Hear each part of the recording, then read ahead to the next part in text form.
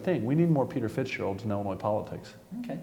All right. Well, let's change the subject to state security and let's talk about Thompson. What are your thoughts on Thompson? Should we be selling to the federal government, and should we be moving detainees from Guantanamo Bay to what some people are calling Guantanamo North now? Actually, I'm a naval intelligence officer, so that is a pretty interesting issue for me to look at. And Thompson, if you look at Thompson, obviously the prisoners from Guantanamo to Thompson is the big issue. But if you take a step back and look at it in a broader sense, Thompson says a lot about what's going wrong in Illinois. I mean, 9 years ago, we built a brand new, beautiful state-of-the-art facility.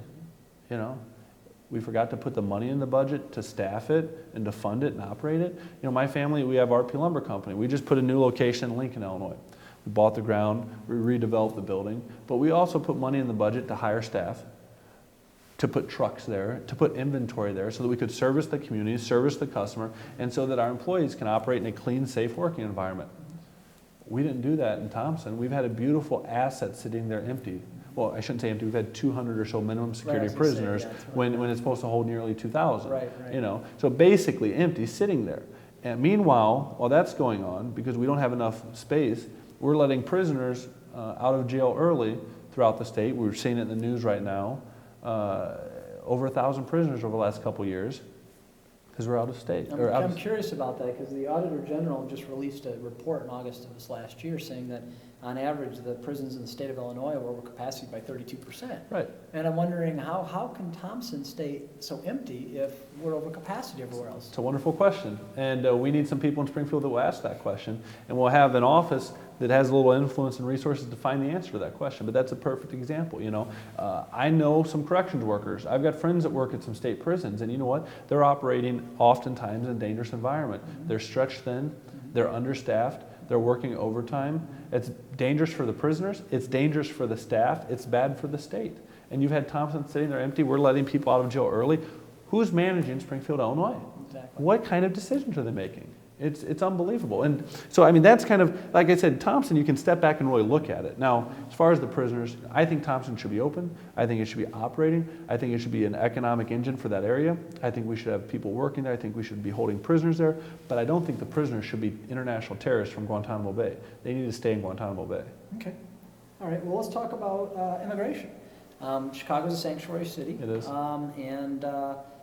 We've got a lot of people that are here illegally that are on the Medicaid doles that help create some of the deficits that we have. Yeah. I want to get your thoughts on immigration, if you believe in giving amnesty to illegal aliens, and if so, why? If not, why? And then also, what do we do as a state of Illinois?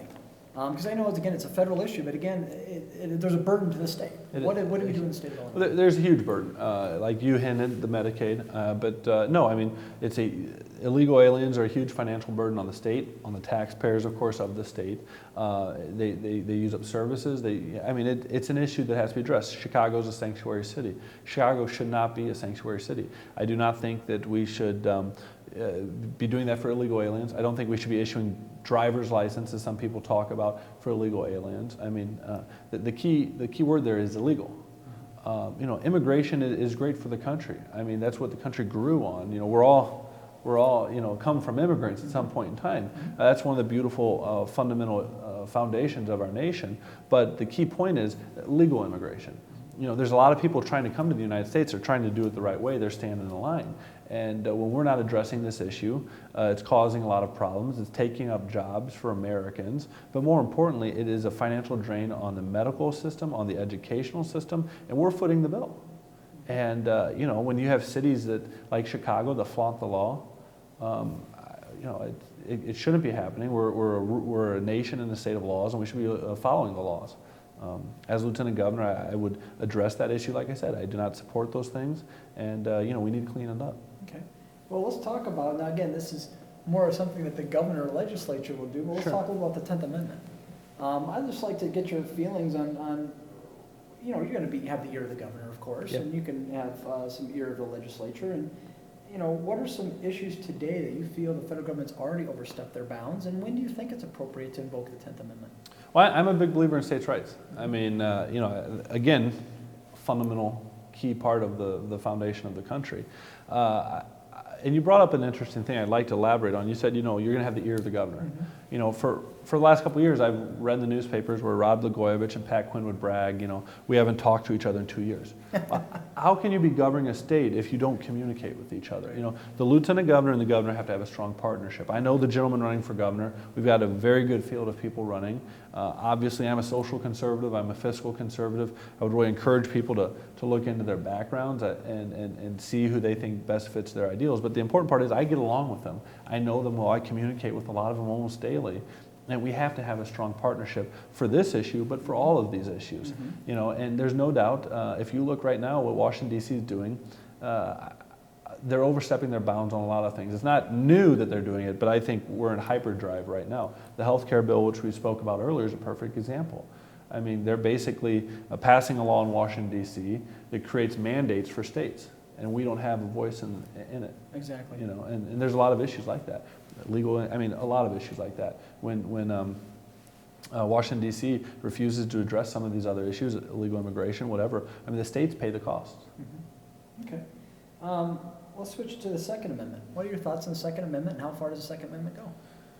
I'm a member of the NRA. I'm a member of the ISRA, a member of the Edwardsville Gun Club, which is supposedly the oldest continuously active gun club in the United States, right in Southern Illinois. Yeah, it's a great gun club. But I'm a strong believer in the Second Amendment. I've been a strong believer in the Second Amendment forever. I think it's pretty clear. I think it's shameful that Illinois is one of 2 states that ignores the concealed carry. I personally have my concealed carry license from Utah. I think that's an important right. I believe in following the laws and intelligent, proper laws. But Illinois seems like it does everything it can to take that fundamental right away from its citizens. And in Springfield, I would be a strong proponent of the Second Amendment. And again, I encourage people to look into people's background. Anyone can say, "Oh, I support guns." But what about assault weapons bans? What about concealed carry? What about ammunition clip limitations? What about all those things? And that's when you can really start separating, true supporters of the Second Amendment and people that aren't, as strong. Okay. 2 more questions. First one, do you believe it is right for taxpayer dollars to fund practices that taxpayers may find morally objectionable or offensive? Well, I think that's a gray area, and here's why it's a gray area. We're a huge nation, we're a huge state. I always tell people you're never going to find a political candidate probably you agree with 100%. So I'm assuming if we say, no, I don't think we should, you're going to find someone that's going to object on just about everything that taxpayer funds are used for. So I don't agree with that statement per se. I'm a supporter of the military. I think what we do with the military is very important in a lot of ways. I know some people don't agree with everything that's going on. Those are taxpayer dollars. I think we need to be doing those things. But when you get into some other issues, I don't think taxpayer funds should be going to fund abortions. Okay. When you get into some of those issues, yeah, absolutely. But in the broader sense, no, I can't agree with that statement because everybody's going to disagree with something. Sure. But there are some issues, there are some areas where taxpayer funding is used that I don't think it should be used. Okay. And I would stand up for those things. All right, well, this is the last question. Really, it's not a question. It's an opportunity for you to look in the camera, tell the voters of Illinois why they should vote for you in the primary for lieutenant governor and hopefully for lieutenant governor in November. I appreciate the opportunity to be here. It was a great event all day. My name is Jason Plummer. I'm a candidate for lieutenant governor. I'm running for lieutenant governor for a variety of reasons, but most importantly, through my life experiences. I'm an intelligence officer in the Navy Reserves. I went to the University of Illinois. I started my first 2 of several businesses. I served under U.S. Senator Peter Fitzgerald. I worked out in Washington, D.C. at the Heritage Foundation, a conservative think tank and public policy institute. When I was out in Heritage, I had a tough decision to make. Do I continue to fight for the conservative cause in Washington, or do I come back home to Illinois? I decided to come back home to Illinois because I was elected Madison County Republican chairman.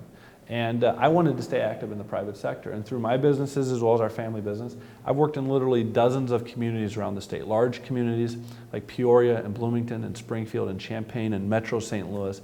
Smaller communities like where we're at right now in Dixon and Galesburg and Streeter and Odin and Murfreesboro and Carlinville. Literally dozens of communities around the state. And through these experiences, it crystallized in my mind, we simply offer no jobs for the people of the state.